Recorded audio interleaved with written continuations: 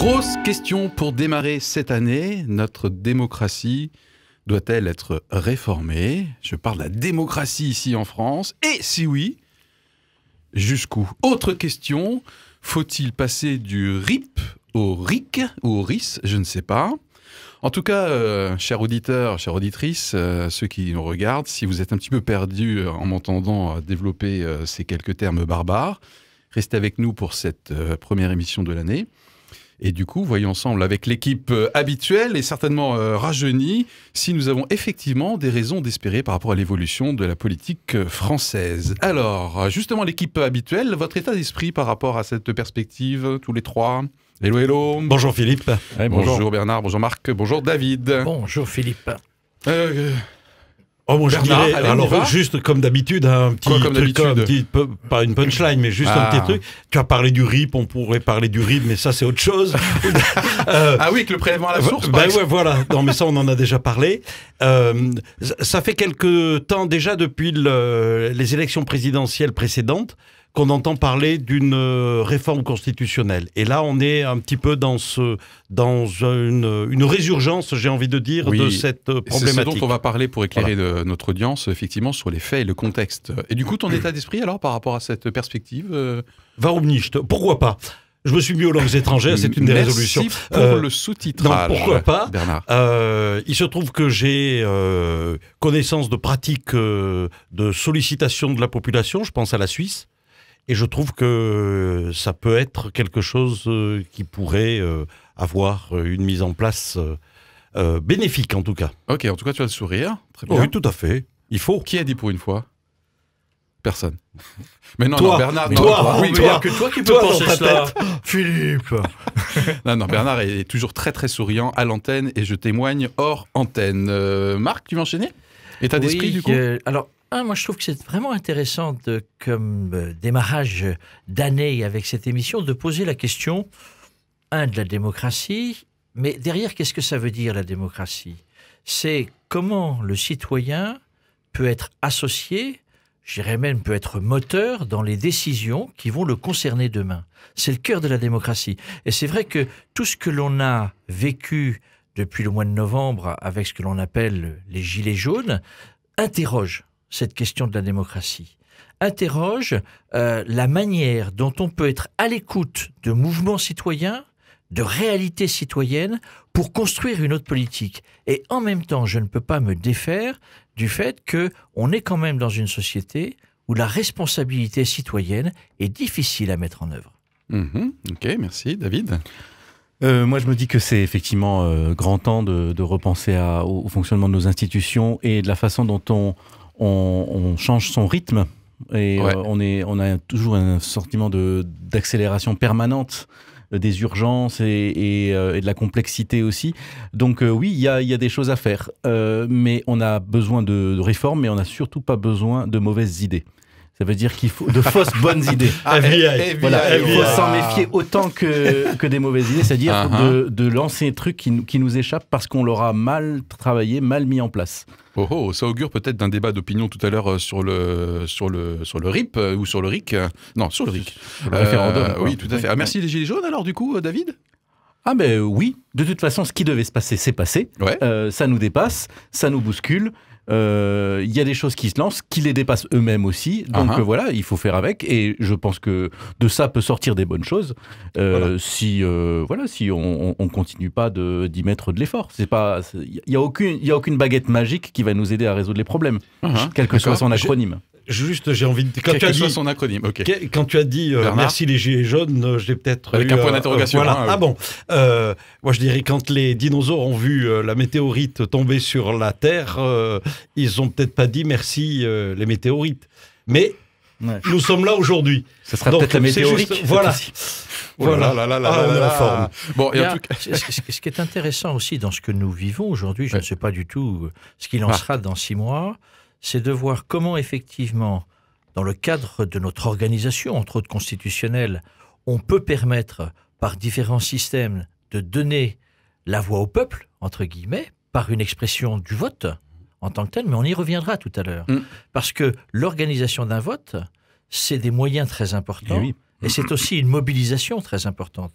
Quand je vois, moi, comme conseiller municipal, la difficulté de trouver, ne serait-ce que pour faire vivre les élections habituelles, les prochaines élections européennes, de trouver les personnes qui, pendant toute la journée, seront derrière le bureau de vote pour les vivre, c'est de plus en plus difficile. Donc pour moi, ça m'interroge. Mais derrière, c'est aussi de se dire comment construire cela à un moment où s'ouvre effectivement un grand débat citoyen, au moins c'est le désir de notre président de la République, à la suite de toutes les contestations et en même temps les propositions des Gilets jaunes.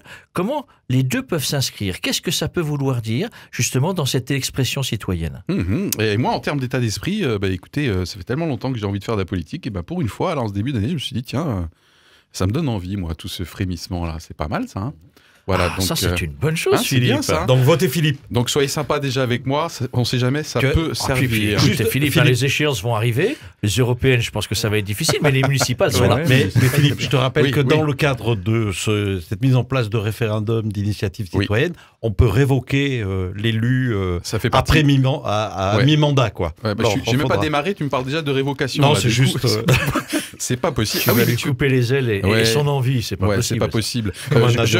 Je rappelle donc du coup les objectifs d'une telle émission, c'est d'éclairer effectivement notre audience et nous-mêmes par la même occasion sur l'actualité avec un regard pluriel et de bonne foi, et d'aider chacun à se bâtir une opinion qui va au-delà des pièges habituels du bruit médiatique.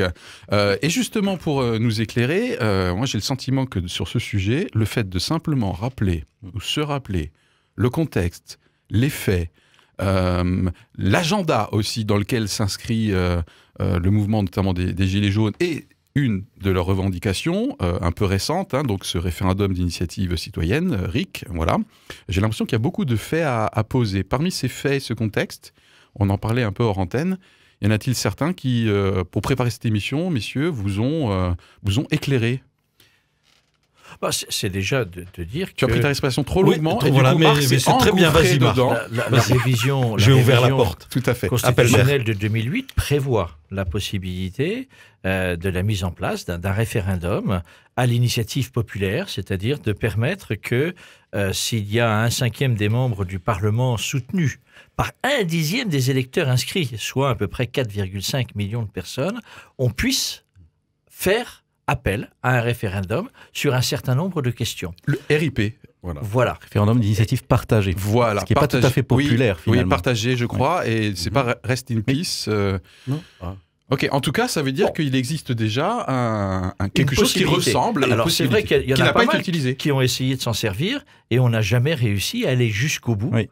La tentative la plus proche de réussir, c'était lorsqu'il y a eu une demande de référendum contre la privatisation de la Poste, qui a réuni 2 millions de personnes.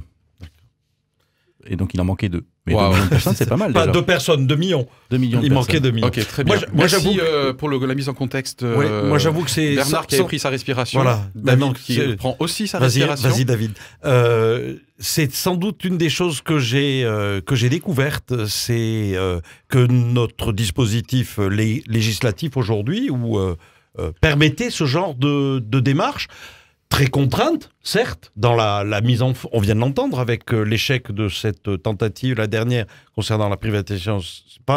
la privatisation de la Poste, pardon. Mais pourquoi ne pas... j'allais dire, il y a des toilettages dont on parle de façon assez récurrente, de nos textes de loi, de nos articles. Pourquoi ne pas capitaliser sur ce qui existe déjà? A priori, le Premier ministre se dit ouvert sur le principe, déjà.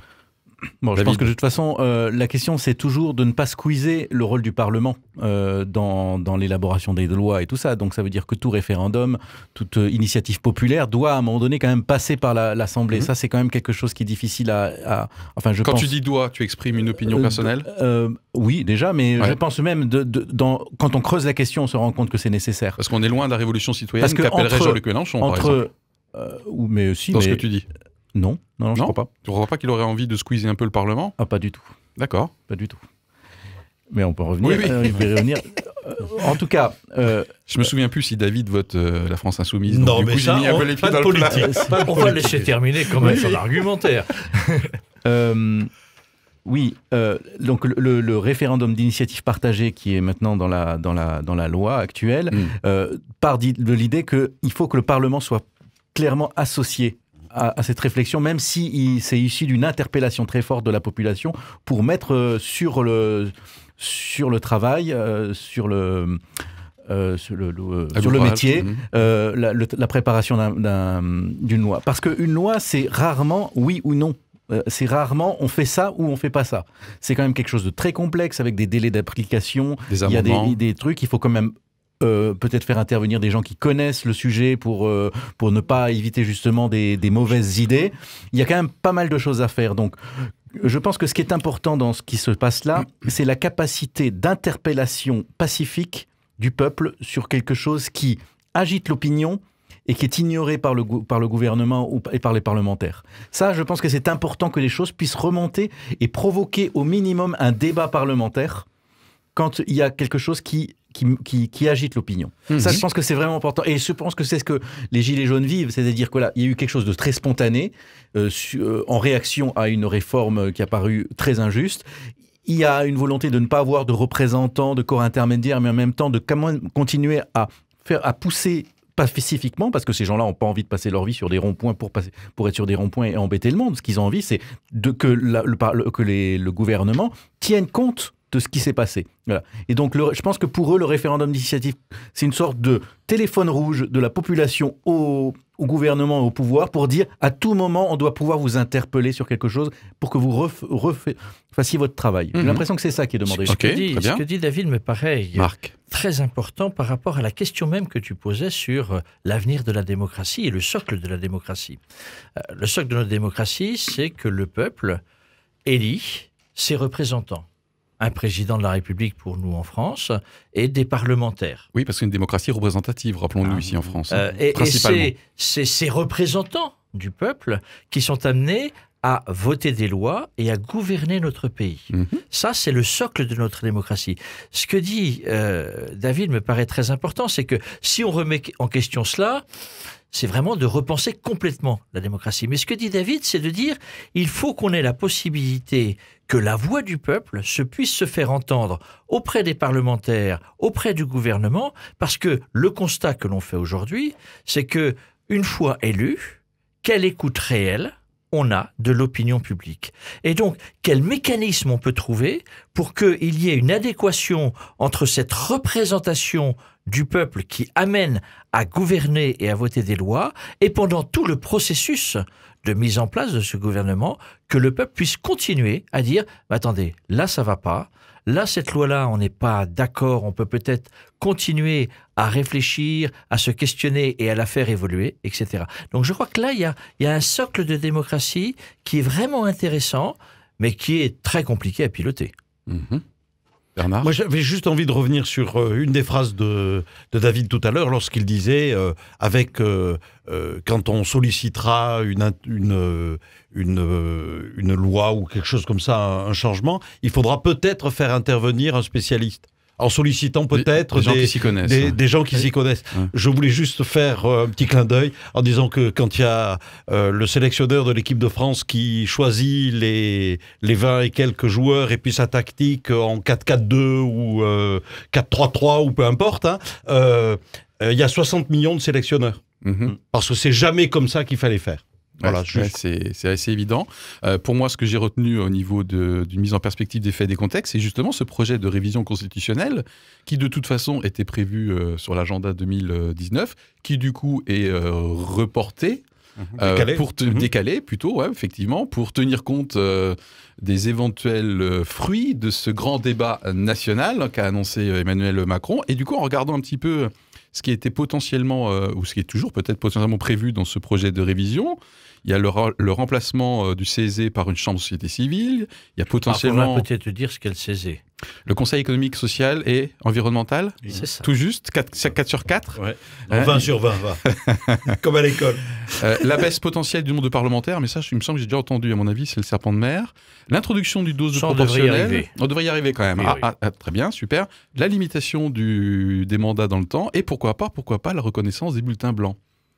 Donc j'ai trouvé intéressant On que devrait ça aussi soit y déjà sur arriver. l'ouvrage. Et on devrait Je déjà pense aussi que arriver. là-dessus. Eh ben, il y a beaucoup de raisons d'espérer, apparemment. Enfin, en tout cas, tous ceux pour lesquels c'est Mais une mesure sur ces favorable. projets-là, il y avait, parce que ça a été quand même un des aspects du débat important de la campagne électorale présidentielle dernière, hein, donc il y a maintenant pas si longtemps que ça, c'était peut-on créer, penser une assemblée citoyenne, c'est-à-dire une assemblée de représentants, mais différemment parlé, de représentants des différentes catégories de la société française. Jean-Luc Mélenchon portait beaucoup ce projet-là, entre autres, mais il y en a d'autres qui y adhèrent.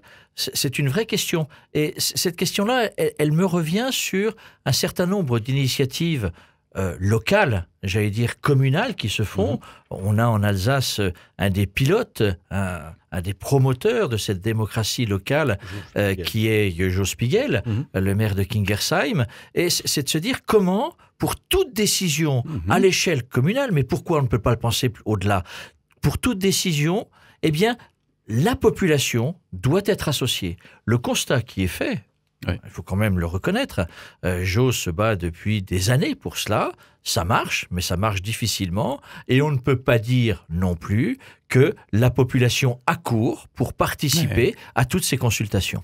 En tout cas, pour moi, pardon David, c'est clair qu'il y a une vraie crise de la représentation quelque part. Donc même si j'ai bien entendu les souhaits ici autour de la table de ne pas remettre en question les socles de notre démocratie, je pense que tout le monde est d'accord pour dire qu'il y a une vraie crise de la représentation et que l'ensemble des initiatives dont on est en train de débattre ont pour but de rendre notre démocratie un peu plus directe. Donc un peu moins... voilà, en tout cas, en diminuant le sentiment de décalage, voire de rupture chez certains, entre eux et nous, hein, entre les élites et, entre guillemets, les élus, peuple. tu veux dire.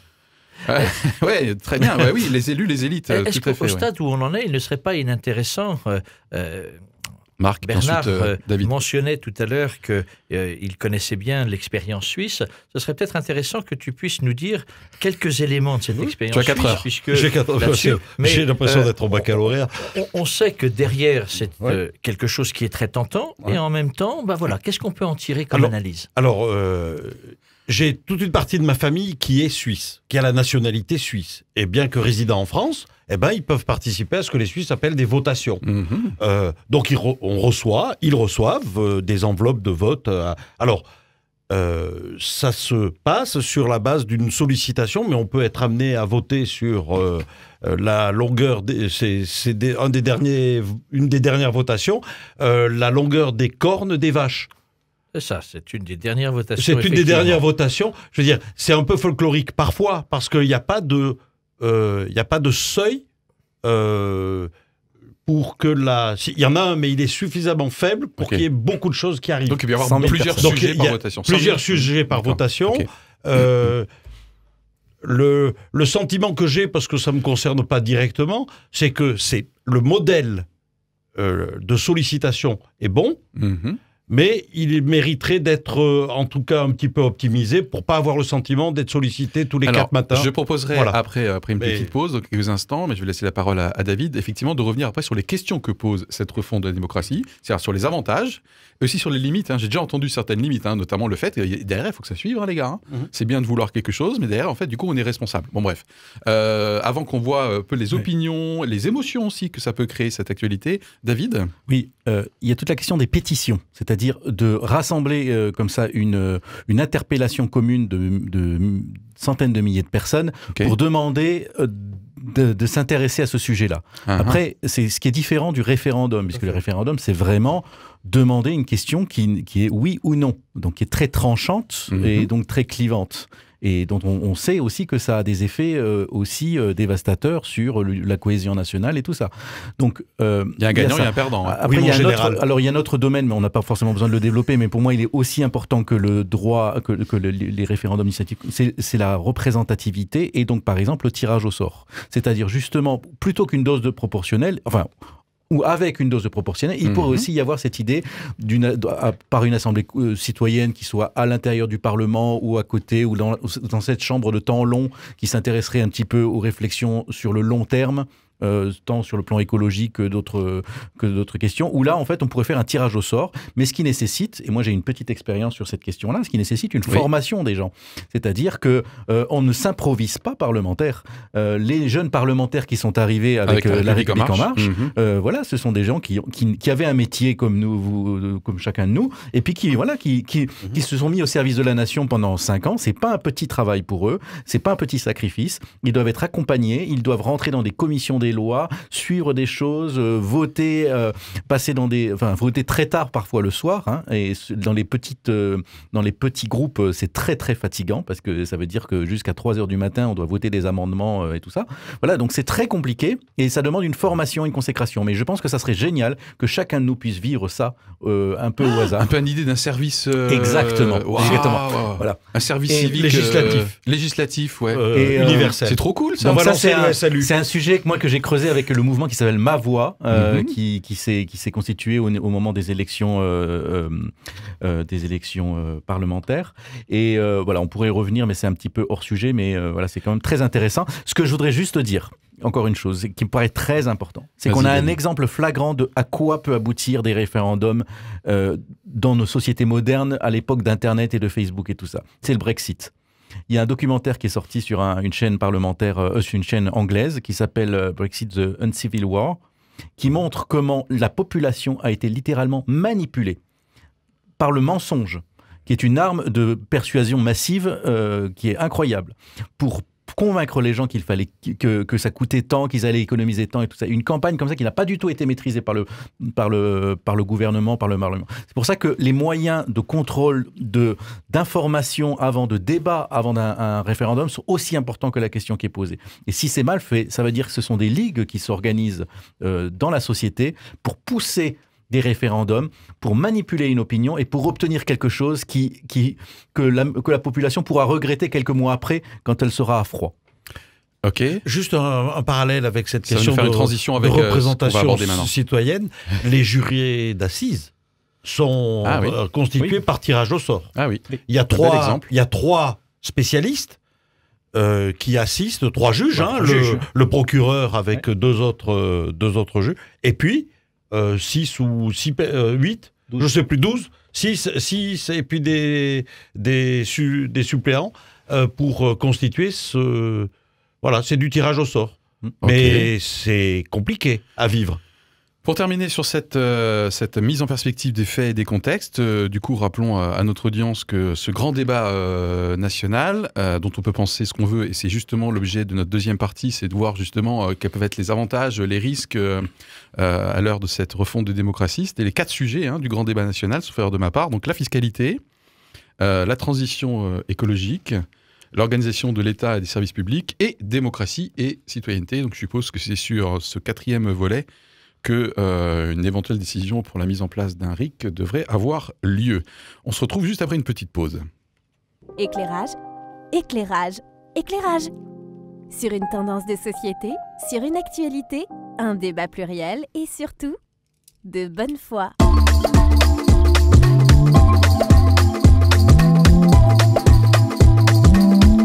Éclairage.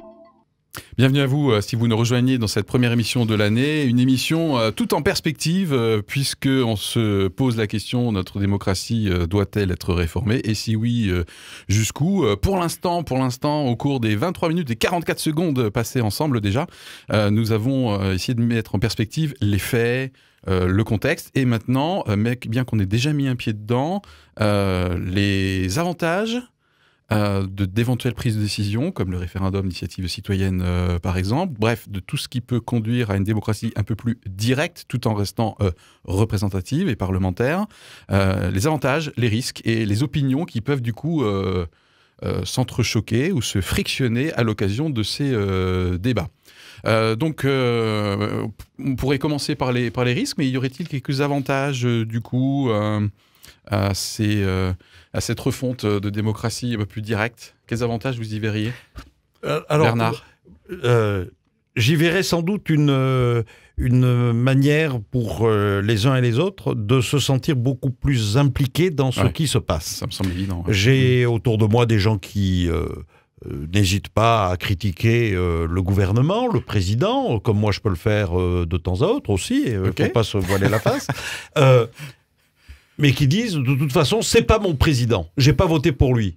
Peu importe. On est dans un système où la représentation nationale, c'est un principe d'élection.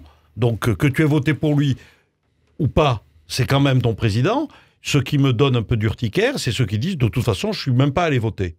Alors, si tu n'es pas allé voter, accepte le résultat qui a été ainsi décidé. Donc, peut-être que... Donc, avantage d'une responsabilisation, du coup. Les gars, c'est bien beau de critiquer, et je m'inclus dans le lot. Mais vas-y. Mais vas-y, quoi. Voilà. Okay. Ça me fait penser à une amie qui dit qu'elle n'accepte de recevoir des tomates que des gens qui sont dans l'arène avec elle. Elle se reconnaîtra si jamais elle écoute cette émission. Je trouve intéressant comme image. Pour prolonger ce que des tomates, tu veux dire, pas pour faire une salade. Non. Pour prolonger ce que dit Bernard, et j'ai pas de solution miracle, hein, mais effectivement, dans notre fonctionnement aujourd'hui, c'est le Parlement qui fait les lois. Le Parlement qui est composé, on l'a dit tout à l'heure, de représentants élus par le peuple. La question qui se pose pour moi, aujourd'hui, c'est comment le citoyen, dans l'élaboration d'une loi, peut avoir son mot à dire. C'est-à-dire qu'aujourd'hui, on voit un décalage entre des lois qui vont concerner notre vie quotidienne, qui sont élus, qui sont votés par des représentants, mais qui constituent une minorité, une toute petite minorité des représentants, et comment la voix du peuple peut, à travers ces représentants-là, dire « Non, ce que vous avancez là, ça ne correspond pas du tout à ce que l'on désire. » Voilà, c'est cette adéquation entre la nécessité de transformer un pays avec un socle législatif, on ne peut fonctionner que comme ça ensemble, mais comment le citoyen peut s'inscrire dans ce processus-là de manière plus associée que peut-être ça ne l'est aujourd'hui. Ok, donc c'est toujours au titre d'avantage. Voilà, ce qui est mis en avant, c'est que derrière, et c'est pour ça que je parlais des exemples de démocratie locale, c'est exigeant. C'est-à-dire que David parlait tout à l'heure de la nécessité de se former. On ne s'invente pas spécialiste de telle et telle question. Je ne sais pas d'ailleurs s'il faut être spécialiste, mais à un moment donné, on ne peut pas dire « Ah ben non, il faut que », mais le « il faut que », ça doit se traduire parfois avec beaucoup de complexité. Comment, en tant que citoyen, on chemine avec d'autres pour essayer d'asseoir un socle qui tiennent la route pour transformer la société. Donc je vois un autre avantage, du coup, c'est effectivement, à un moment donné, quand on a les mains dedans, ou qu'on est dans l'arène, peu importe, il y a une prise de conscience que c'est pas si simple que ça, qu'il y a une complexité des problèmes à résoudre et que ça se tranche pas à coups de pastis au coin du comptoir. Ou de picon citron, par exemple. Ouais. Bon, ça peut commencer par là. Mais ça peut commencer par là, tout à fait. Et d'ailleurs, je suis un fervent partisan de ces bouts de comptoir, d'ailleurs. Bref. Je croyais mais boissons dont il ne faut pas abuser. Non, absolument, tout à fait. Sur l'antenne, David. Je me suis dit, d'ailleurs, il y en a qui appellent le RIC, le Ricard, en rajoutant que c'est une réforme d'une discipline citoyenne, abrogatoire, ce truc. Excellent. Voilà. Donc l'humour fait les gilets jaunes. Les gilets jaunes, ça vient de là. Un petit jaune. Un petit jaune. On va essayer de ne pas faire trop de publicité. Non, tout à fait. Donc il faudrait en citer plusieurs, donc on peut y aller. Alors, pauvre David. Oui. Ce qui me semble important là-dedans, c'est peut-être que le contexte de tout ça, c'est le lobbying, en fait. C'est-à-dire, de quelle façon est-ce qu'un gouvernement élu et un parlement élu est interpellé sur des questions et construit son agenda législatif en fonction des besoins de la population. On sait et on reproche aux parlementaires et au gouvernement d'être trop influencés par des lobbies industriels.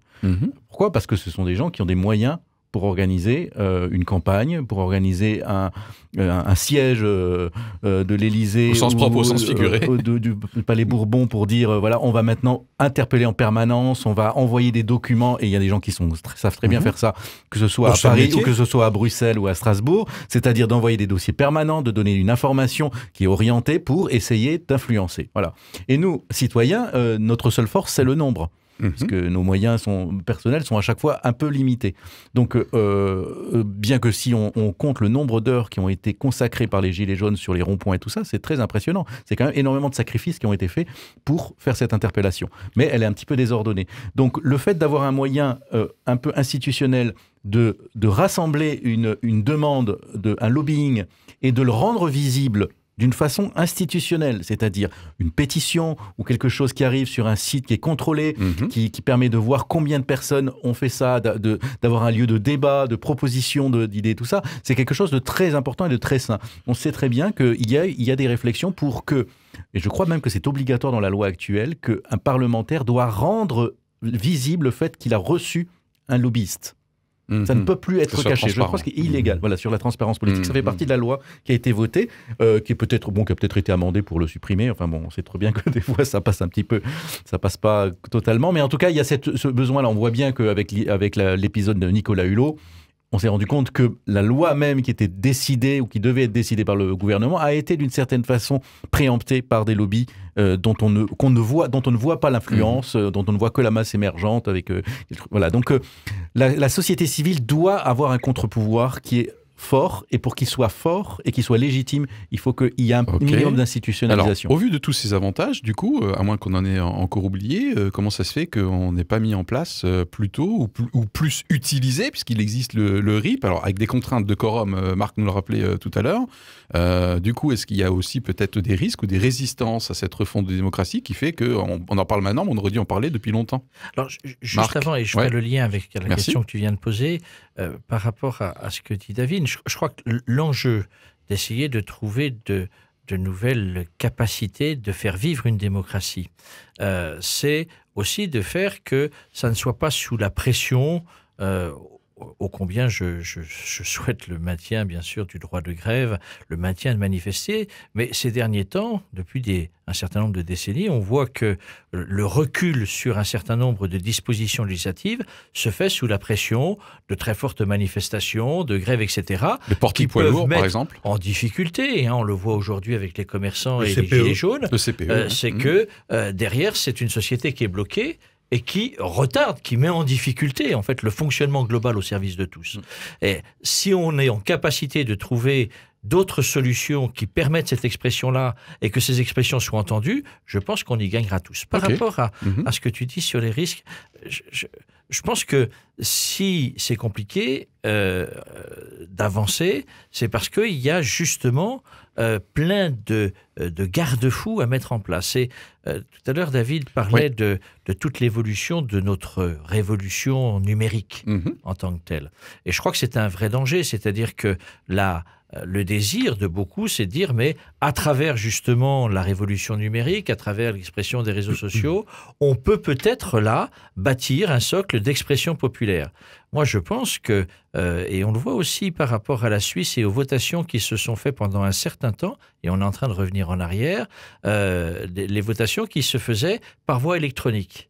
Et on s'est aperçu que la garantie, justement par rapport à un certain nombre de risques de fraude, etc., n'était pas suffisant et il fallait être très très prudent là-dessus. Mais bien évidemment, si on est dans des consultations directes qui amènent une garantie totale du vote en tant que tel, au moins dans une démocratie comme la France, eh bien c'est des lourds processus qui coûtent cher et qui demandent de fortes mobilisations. Ok. Ouais. Si je peux intervenir, j'ai Pourquoi envie... tu ne pourrais pas, Je ne Bernard sais pas, parce que je suis poli, je demande la permission. Vas-y, fonce. Il y a deux choses sur lesquelles je voudrais revenir. Effectivement, les moyens de communication que nous avons aujourd'hui, avec les réseaux sociaux et tout ça, sont capables du meilleur comme du pire. Vous avez un site qui constitue des cagnottes, qui est capable du jour au lendemain de lancer une cagnotte pour apporter des sous pour accompagner un ancien champion de France de boxe qui s'est lâché parce qu'il avait été gazé, mais puis il a tapé des représentants de l'État dans l'exercice de leur mission. Mais le même système permet de constituer une cagnotte pour aider une famille qui a besoin de greffer un cœur à une petite fille. Tout le monde voit de quoi je parle et comprend très bien de quoi je parle. Donc, le meilleur comme le pire. c'est pour ça que je trouve que l'idée de passer par un premier stade, qui serait celui d'une pétition, et sur la base de cette pétition, on pourrait constituer tout un argumentaire autour d'un référendum. Faire ça par gradation. Ou un projet de loi, c'est pas forcément toujours un référendum. Oui, mais valider ce genre de choses, ça peut permettre d'accompagner le doute que soulevait Marc quant au vote électronique. C'est pas cette consultation par les moyens techniques aujourd'hui qui fera loi. Ok, qu'est-ce qu'il peut y avoir d'autre comme contrainte, David ? Ou sinon, je pensais aux dérives populistes, mais je peux la garder au frais, ma question. Au chaud, comme on le veut. J'avais envie, alors moi ça va, je peux vous partager un petit peu ce qui à un moment donné, dans une expérience, m'a créé un questionnement en moi. Je m'étais intéressé, j'imaginais par exemple pour les élections municipales, il y ait des gens qui disent, une liste soit formée pour dire, c'est une liste de personnes qui ne représentent pas un courant politique, mais qui sont simplement des citoyens qui sont d'accord pour se mettre au service de la communauté, pour être élu conseiller municipal et en conscience, en bonne conscience, examiner les propositions qui seront faites par le conseil municipal pour voter oui ou non, voilà, c'est-à-dire se mettre à la disposition, un peu comme des jurés, voilà, un petit peu au hasard. Et donc moi j'imaginais qu'on puisse former une liste qui soit tirée au sort. Voilà, et que des gens se disent, je suis d'accord pour être conseiller municipal, voilà, mais je serai en tant que moi-même et en tant que personne d'autre, je peux rejoindre n'importe quel groupe, parce que ce que je veux, c'est simplement être un citoyen au service de la communauté et d'examiner avec conscience ce qui me sera proposé, les budgets, tout ça.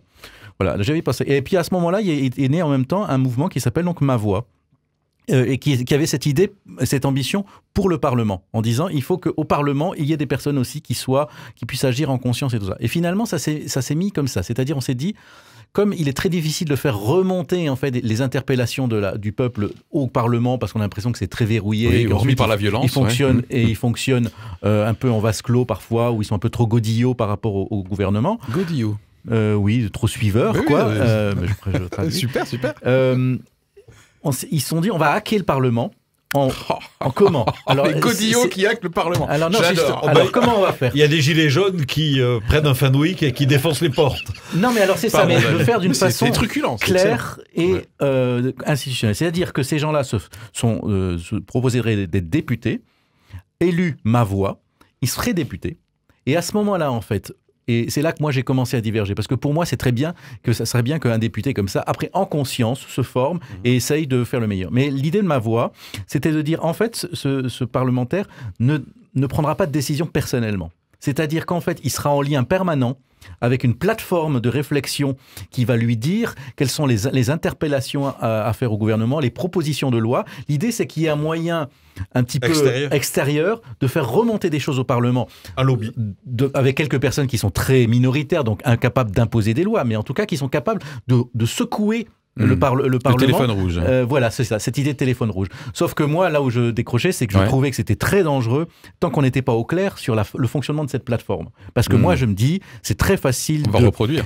On sait très bien que mobiliser 10 000 personnes pour une loi ou une demande qui est très sectorielle, c'est très facile. À partir du moment où tu parles des intérêts personnels d'une personne, elle se mobilise beaucoup. Mais là, quand on est parlementaire, on doit s'intéresser à l'intérêt de la nation en entier et pas simplement à un besoin sectoriel. David, ce que tu dis, alors je trouve que c'est passionnant. Tu es passé par l'exemple d'une possibilité municipale en disant, ben voilà, je suis citoyen, je suis prêt à me lancer en tant que moi, et puis je verrai. La politique, c'est effectivement de se dire, je me sens concerné par la vie de tout un chacun, la vie sociale, mais ça n'est pas moi qui vais décider. Je vais être un des maillons de la décision. C'est-à-dire que ce qu'est la politique, c'est de le faire ensemble. Et la question que tu poses est bien là, c'est qu'on soit élu ou pas élu, c'est comment ce que je pense va se confronter à ce que pensent d'autres pour pouvoir asseoir une décision qui soit la plus responsable possible et le reflet le meilleur possible de ce qui est nécessaire pour notre société. C'est ça la construction d'une société et d'une démocratie. Et c'est vrai que ça demande de l'engagement, ça demande de l'écoute de l'autre, ça demande Moi, je crois beaucoup à cela. Il y a un mouvement qui existe, qui est le mouvement pour l'unité politique. C'est une certaine démarche de fraternité dans la politique. C'est-à-dire, la voix de discordance qu'a l'autre, je ne peux pas ne pas l'entendre et je vais essayer avec lui de trouver des compromis qui vont permettre d'avancer dans une décision positive. Et ça viendrait du coup potentiellement contrebalancer des dérives populistes? Parce que je pense que ça peut être un des freins réels ou fantasmés de penser les élites sont qualifiées, les élites ont le temps de réfléchir, le peuple il est populaire et populiste. Et donc, peut-être déjà, en France particulièrement. Déjà, il y a peut-être on va dire une petite caste de professionnels de la politique qui squattent le Parlement depuis des années, au Sénat mais sinon, il y a quand même beaucoup de gens qui très jeunes politiquement, qui sont au Parlement. Je veux dire, il y a ce renouvellement existe, même s'il est peut-être certainement insuffisant, ceci, cela. Mais ça se passe. Et là, on se voit la complexité. Je veux dire, les gens qui disent maintenant, je voudrais pouvoir décider, tout ça. Mais je veux dire, oui, on sait très bien que pouvoir décider, ça veut dire passer énormément de temps à réfléchir, à lire, à écouter, effectivement, à accepter, d'écouter l'opinion de l'autre sans simplement le considérer comme un ennemi à abattre et tout ça. Dire, tout ça, c'est énormément de temps et de travail sur soi. Qu'il est difficile de faire et qui est plus difficile de faire que simplement de dire ceci, cela, les gens font mal. Qu'est-ce qu'on aurait envie de dire pour clôturer notre émission là, par rapport à cette mise en perspective? On a reposé le contexte, les faits, les opinions qui peuvent être potentiellement divergentes. On n'a pas eu le temps de développer les éventuels contours que pourrait prendre ce référendum d'initiative citoyenne. Hein. Est-ce qu'il est abrogatif? Est-ce qu'il est consultatif? Bref, etc. Ça reste à décider, pourquoi pas dans le cadre du grand débat national. Mais peut-être pour nous quitter aujourd'hui, pour cette année démocratique. Moi, ce qui me venait à l'esprit par rapport même à ce que tu disais, c'est en quoi un référendum ou l'expression populaire peut parfois aussi être l'objet de décisions qui ne sont pas porteuses pour l'avenir. Un référendum sur sortie de l'Europe ou pas sortie de l'Europe, abandon de l'euro ou pas, par exemple, risque peut-être de pouvoir avoir une expression d'un ras-le-bol, mais qui n'est pas la meilleure conseillère pour préparer l'avenir. C'est ce que l'on voit avec le Brexit, bien sûr. Hein. Tout à fait. C'est ce que l'on voit avec le Brexit. Donc voilà. Mais alors, du coup, il faut une instance supérieure. C'est difficile à piloter. C'est bien là où on voit l'exigence de la gouvernance qui peut parfois être nécessaire de dire, mais oui, il y a une vision là qui est indispensable, même si dans un premier temps, il y a une opposition très forte sur le plan de la société. Ok, merci. Dernier tour de table. Hein. Oui. David courtement. Effectivement, on a des exemples précis du fait que un travail d'opinion mal géré fait qu'en fait, il y a des menteurs qui préemptent, qui influencent les opinions et qui ensuite se fichent complètement des conséquences de leurs mensonges. On voit ça dès les cours d'école, maternelle. En Angleterre, le gars qui a poussé le Brexit, il a explosé en vol, il n'avait aucun truc. Les chiffres d'économie qui ont été faits ont été complètement démentis. Les budgets de campagne de ces mouvements ont été retoqués parce qu'ils ont été dépassés, c'est-à-dire qu'ils n'ont pas respecté la loi. Mais maintenant, on s'en fiche puisque le Brexit, on ne va pas revenir en arrière. Donc voilà. Donc c'est important. Moi, je me méfie beaucoup. J'ai pas beaucoup envie de voter sur des référendums. Des oui et des non, moi, c'est pas mon mode de fonctionnement. Je suis pas quelqu'un de binaire politiquement. Très bien.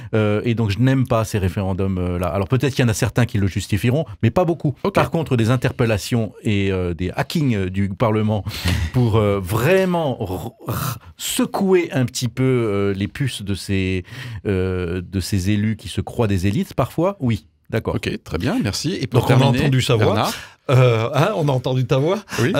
Moi, j'ai beaucoup aimé. Ceux qui réécouteront l'émission feront le lien. Voilà, j'ai beaucoup aimé ce que vient d'évoquer Marc, mais juste du bout des lèvres, en parlant de ce mouvement concernant la vie politique.